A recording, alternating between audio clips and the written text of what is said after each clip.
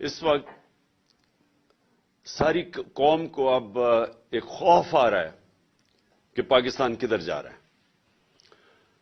7.5 لاکھ پاکستانی اور جن میں ٹاپ پروفیشنلز تھے وہ صرف پچھلے 7 مہینے میں ملک چھوڑ کے چلے گئے، اور مجھے جبل علی سے میسج آئی کہ جو 7 مہینے میں جبل علی میں پاکستانیوں نے انویسٹ کیا ہے انڈسٹریل اسٹیٹ میں، وہ پچھلے 10 سال میں نہیں کیا۔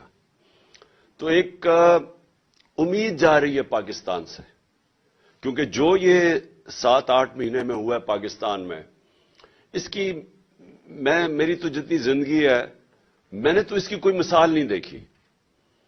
اور وہ کیا ہوا اس ملک میں، کیوں یہ امید چلی گئی کہ ایک 30 سال سے اس ملک کے اوپر 2 خاندانوں کی قبضہ ہوا تھا، اور انہوں نے اپنے آپ کو ثابت کیا انٹرنیشنلی بھی اور نیشنلی بھی کہ وہ کتنے کرپٹ ہیں۔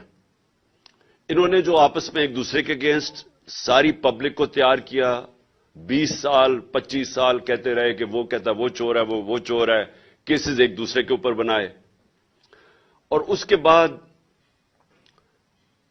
ان کو ریجیکٹ کیا عوام نے۔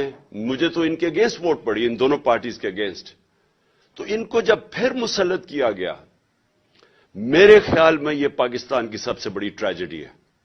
میری زندگی میں نے کبھی اس طرح کا، یہ جو آج مایوسی آپ دیکھ رہے ہیں، یہ اس کی وجہ سے ہے۔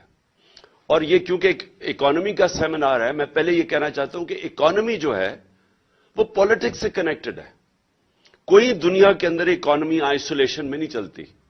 اس کی اگر آپ پورا پیچھے بیک گراؤنڈ نہیں سمجھتے تو آپ یہ نہیں کہہ سکتے کہ آج حالات یہ اکانومی کے کیوں بگڑ گئے، کیونکہ آپ کو سمجھنا پڑے گا کہ کس بیک گراؤنڈ کے اندر یہ سب کچھ ہو رہا ہے۔ اور اس کا بہت بڑا پھر کہ آگے اگر ہم نے جانا ہے تو اس کے لیے کیا کرنا پڑے گا۔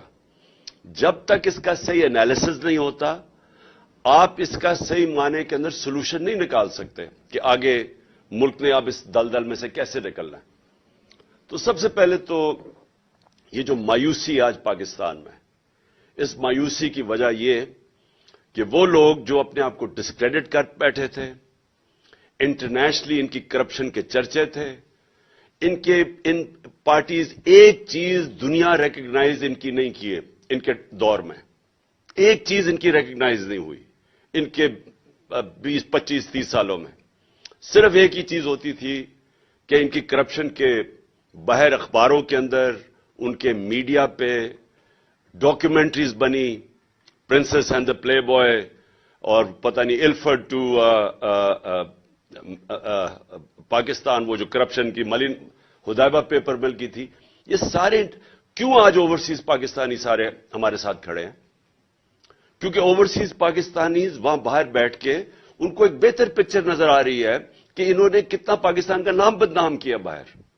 کیوں وہ ان کے اتنے اگینسٹ ہیں؟ کیوں کبھی اتنے ایسے ڈیمونسٹریشنز ہوئے ہی نہیں پاکستان کی تاریخ میں؟ جب ہماری گورنمنٹ گرائی گئی 9 اپریل کو، تو جو باہر پاکستانیوں کا رسپانس تھا یہ انپریسیڈنٹڈ ہے۔ اندر بھی انپریسیڈنٹڈ تھا، باہر بھی انپریسیڈنٹڈ تھا، کیونکہ لوگوں کے اندر ایک خوف بھی آیا کہ ان کو واپس لے آئے ہیں، اور دوسرا ایک لوگوں نے اپنا بتایا کہ ہم ریجیکٹ کر رہے ہیں ان کو۔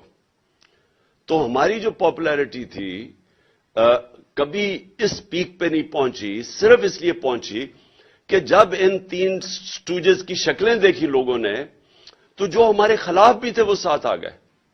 اور ہماری یہ جو انپریسیڈنٹڈ پاپولیرٹی ہے، جس کی وجہ سے یہ سارے الیکشنز جب نام سنتے ہیں تو کانپیں ٹانگنی شروع ہو جاتی ہیں، کیونکہ یہ خوف زدہ ہیں۔ ان کو پتہ ہے کہ پبلک کدھر کھڑی ہو گئی ہے۔ تو سارا جو سٹیٹس کو کا سیٹ اپ ہے، وہ سارا مل کے ایک چیز پہ متفق ہے کہ الیکشن نہیں کروانے۔ اور بدقسمتی سے ان کے الیکشن ہی ایک سولوشن ہے جو اگر ہم نے اس میں سے نکلنا ہے۔